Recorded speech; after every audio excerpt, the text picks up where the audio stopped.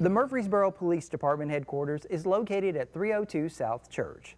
MPD is committed to the protection of life and the prevention of crime and disorder in support of their ultimate goal, creating a better quality of life for citizens and visitors. As a community policing department, they are interested in building partnerships with community members in order to improve their ability to solve problems, prevent crime, and improve the quality of police services. Murfreesboro Police Chief is Glenn Chrisman. As we say every year, as the mayor and council approaches and goes through the budget process, they establish priorities for all of our departments. And one of the things that is a top priority for all city departments is to create safe and livable neighborhoods in the city of Murfreesboro. And certainly that one is front and center for the police department because our mission is to do everything that we can to provide the best quality of life possible for our citizens, our visitors, and ourselves. I mean, we live and work here as well, and so we're invested in the community and want it to be its very best.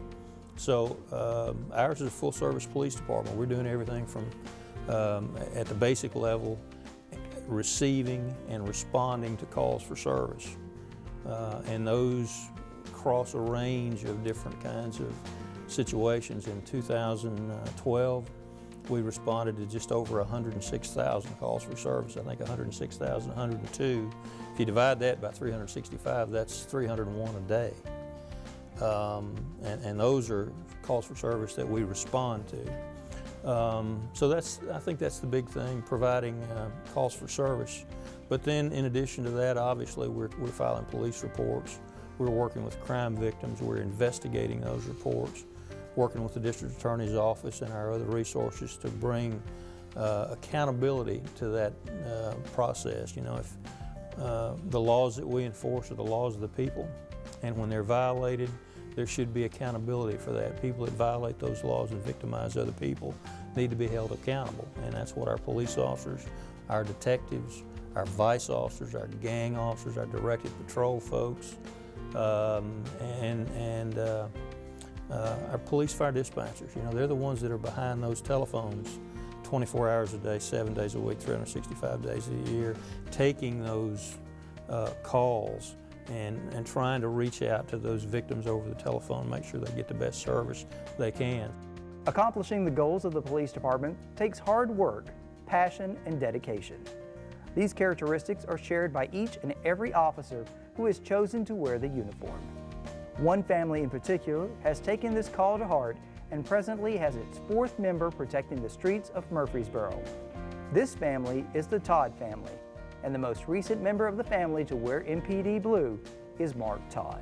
I've been with the police department here since September of 2010. I actually started my law enforcement career in the Nashville International Airport back in January of 2000. At the airport, we were cross-trained as firefighters, EMS first responders, and police officers. I've always wanted to work here in Murfreesboro as far back as I can remember. As my father used to be a police officer here. He started back in the late 60s and worked up until the end of the 1990s where he retired as a major. He was well liked by all his fellow officers. Worked the streets up until the very end. You know, it was nothing to go by and see him directing traffic till, you know, he retired. He liked to be out working on the streets. My uncle started here in the late 60s, contacted my father down the road and said, hey, this is a great place to work. My father was currently working at the GE electric plant and had a pretty good job out there. But through talking to his brother, my uncle, was convinced to come put in, and he put in out here and got the job, really liked it, excelled in the job. It was almost like his calling.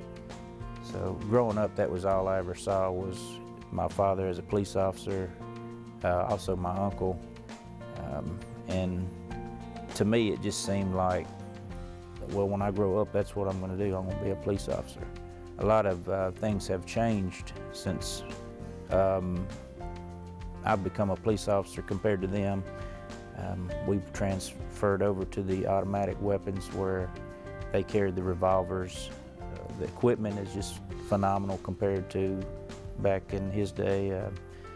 I think when he first started, they didn't even have handheld radios. It was pretty much you had to stay close to the car or go back and check in kind of to see what was going on. Another thing that's come a long way is the communications with dispatch, as far as officers being able to run their own license plate, driver's license. A lot of times if the radio's busy and you can't get in to run that tag, you can find out a whole lot quicker that, hey, that tag's stolen or that vehicle's stolen, and you can get back up en route to you as quick as possible to try and apprehend, you know, the suspects. One of the things that I really enjoy about being in law enforcement is stopping in the schools and talking to our principals and teachers. And a lot of times you find out what's going on in your community through your children. The kids, sometimes they're raising themselves out here. And you find out that children don't have a lot of respect for adults or any type of leadership.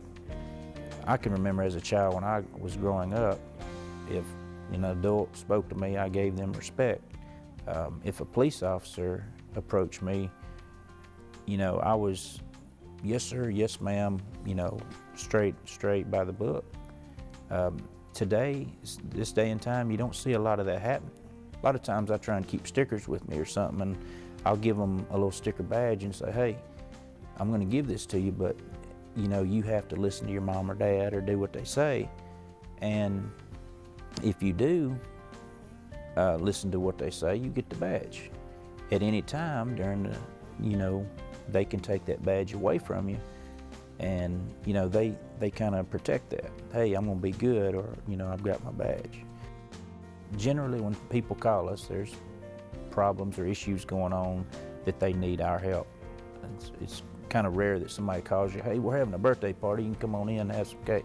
It's never, you know, a good occasion when we show up. So you develop a sense of learning for how to handle someone's problem. And one of the best things that I've learned as far as from all my experiences is a lot of people just want to be heard, and they can't be directed until they drop that wall and listen to a sense of direction. Sometimes letting somebody vent is the best thing to do. It may take a couple extra minutes, but it lets them know you want to be heard. And then they're more apt to go the direction that you want them to go. And we always try and help the problem, not necessarily resolve it, because in the time span that we have, we can't resolve everybody's problems. We can give them direction, we can give them numbers and advice for counseling, stuff like that. And a lot of times that helps people think clearly, like, okay, this is where I can go. We've tried everything else. A lot of time as a victim, people feel like they're not only wronged by the person that stole from them or whatever, but also if the police show up and they don't act like they care, or they're just taking their report and leaving, that's hard on people to accept that, hey, the police are out here to help us. And it's not with every case that I try and check back with people after they call us, but a lot of times when I do, it really touches their hearts and lets them know that the police are out here helping them and that they care. It's really been an honor to come to Murfreesboro to follow in his footsteps. I can always remember growing up here and people talk about my father. Hey, he really helped us out. It's always great to have somebody, fighting for you. The respect they had for my father, not only the fellow officers, but also the community in general will come up and, I see you're a Todd, which one was your daddy, Billy Todd or Jimmy Todd? And, Billy Todd's my father, and oh, he was the greatest, he he always took care of us, and you know, if we had a problem, we knew we could call him, and it's a great honor to have someone a stranger come up to you and know that, you know, a family member has touched their lives, and it also gives you great goals to shoot for. Hey, I'm going to be like that. You know, I want you to have that same trust in me as you had for him. When I came to work here in 1976, then Captain Todd had been appointed earlier in that year to a new position that was then called the patrol commander, which meant that he was responsible for all of the patrol shifts. We had a day shift, an evening shift, and a midnight shift. And all of those shifts had a lieutenant that was in charge of the shift, much like we have now. And Captain Todd then was the patrol commander, which meant that he was the person that supervised all of the uniform patrol activities for the police department. And all three of those lieutenants then answered to him. He was a pretty quiet man. He was a tremendous supporter of the people that worked for him and with him. He was always, I think, very sensitive to victims of crime and people that would call the police department for service. And I think he gained a tremendous respect from the people that worked for him and that worked with him because of the way he carried himself. He was always very neat and professional looking in his uniform. He was compassionate to people that were going through tough times in their life, but he had the ability to be stern with people as well. You know, when they were running afoul of the law or they were doing things they didn't need to be doing, and people just grew to respect him tremendously and love him, in fact, because of the man that he was. He was a man of tremendous faith, still is. He was a man of great humility. He was very humble in the way that he carried himself and the way that he interacted with people on the job. You know, if back then the patrol commander was a captain, and for that new hire that was coming on as a young police officer like I did back in 1976, that was the year I came to work here. You know, he was almost bigger than life in a lot of ways. But yet he was very, very humble. One of the things that he did for many, many, many years, he worked a secondary employment job directing traffic at what was the old Mid-South Bank and Trust location down on West Main Street, right there near the intersection of Broad and Main. And every Friday afternoon in the peak of rush hour traffic, you'd see Captain Todd, Commander Todd, who'd be down there directing traffic, helping bank patrons get in and out of that lot. And then when he got through with that, he'd come to the police department and do his regular work. As I say, he was quite the special person. I remember in my former life, I worked in a restaurant in Jackson Heights. And Jackson Heights at that time was a pretty rough place. It was kind of a place where all the folks gathered and hung out, and from time to time we had some pretty serious crime-related issues up there, which really was part of the path that got me to the police department. But Captain Todd and back then, I guess, would have been Lieutenant Todd or maybe even Sergeant Todd, Jimmy, and we'll talk about him in a minute. They paid me a visit one day when I had filed sent the police commissioner a letter talking about problems in Jackson Heights.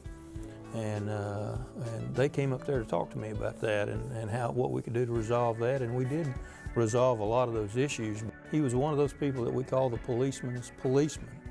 He was out there answering calls and backing up troops in the field as a patrol commander, but again, a humble man, a man of faith, a man of great compassion, and was able to blend that all together with being somebody that served our city very, very well and served our police department very well, very, very well.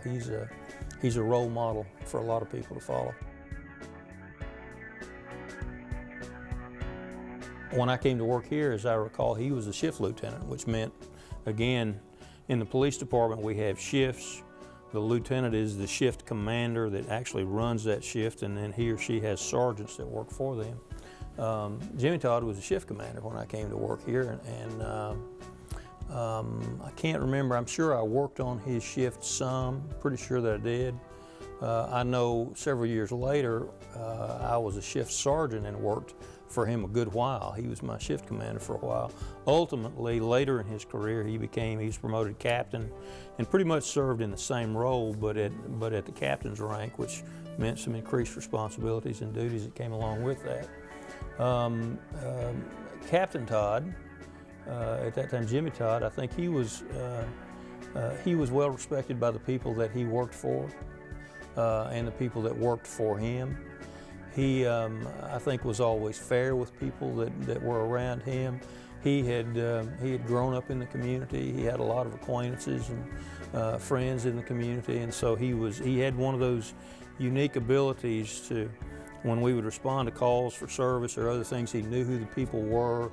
He knew what their backgrounds was. He knew, what some of those problem issues were, and I think that served him very well. But it also served the people very well that worked for him, because it helped us resolve issues a lot of times more simply than perhaps we could have otherwise. I remember him as being someone who was very fair to the people that he worked with. I think he was well respected by the people that he worked with and for. Being a shift commander is kind of a tough job, because you may have, back in those early days, he might have had 10 or 15 people that worked for him. Now it's more like 40 or so people that work. And what you hope happens is that the shift sergeant or shift sergeants are tending to the everyday business of the shift and handling the things that are required to keep the shift moving. But when there's a problem, or when there's something that has to be sorted out, or a decision has to be made, then the shift commander has to weigh in. And Jimmy was never afraid to do that. He took those responsibilities very seriously. I think he always wanted to see the people that worked for him have opportunities to expand their careers and advance and move on to other sets of duties and responsibilities in the police department. The time that I worked for him as a sergeant was a good time in my life. I learned some things, I think, from watching somebody that had been in supervision and management for a long, long time. And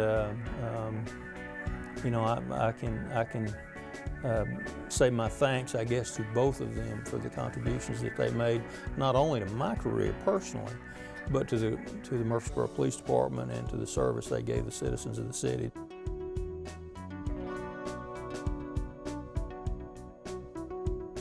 A lot of people ask me, why did you make the move from Nashville to Murfreesboro?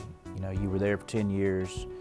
What is it that stirred you to made you want to leave? Did you have a midlife crisis? What was it? So I owe a lot of it to my wife, Tanya. She's been a great inspiration to me. And one of the things she asked me was, what have you always wanted to do? I want all your dreams to come true. And I said, well, I've always wanted to work at Murfreesboro Police Department. And one of the reasons I didn't start out here was because my father had just ended his career here. He had retired. And I'm the type of person that I want to work for what I get. I don't want to skate off my father's name and come in here and, hey, that's Billy Todd's son, let's do this. I don't want that. I wanted to build my own name.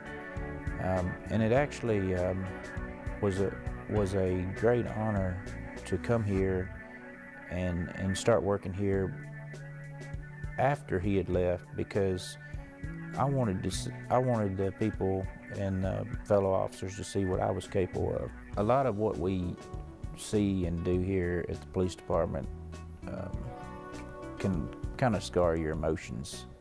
You almost develop a sense of coldness for seeing tragedy and things out of the norm. But to keep this stuff from getting to you, the best thing that I've found out is you have to talk about it. You have to release some of that stress at the end of the day. And again, my wife is always willing to listen, and she can tell whenever something's bothering me.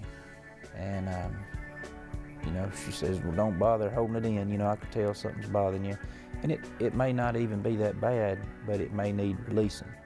And not only has I found that it helps me, you know, stay focused and stay motivated, but it helps release the pressures. And at the end of the day, when I tell her about my day, it releases everything to where, you know, it's not forgot about, but it's dealt with, and it keeps me healthy. I guess what I would say to our viewers is, if you have a problem, if there's a problem in your neighborhood, if there's some kind of an issue that affects the quality of life for you that the police can affect in some way or other, pick the phone up and call. It's as simple as calling 893-1311 if it's a non-emergency issue. If it's an emergency, certainly dial 911. If you have information you want to provide to us anonymously, if you're fearful of anybody finding out who you are, you can call Crime Stoppers, 893-7867 or 893-STOP, and we have staff there through the day, 5 days a week, that can help you with that.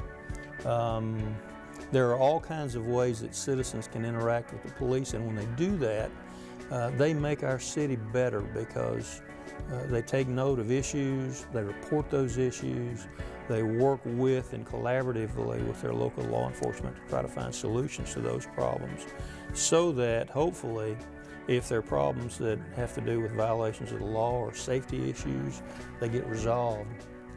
And as a result, our quality of life is better for everybody.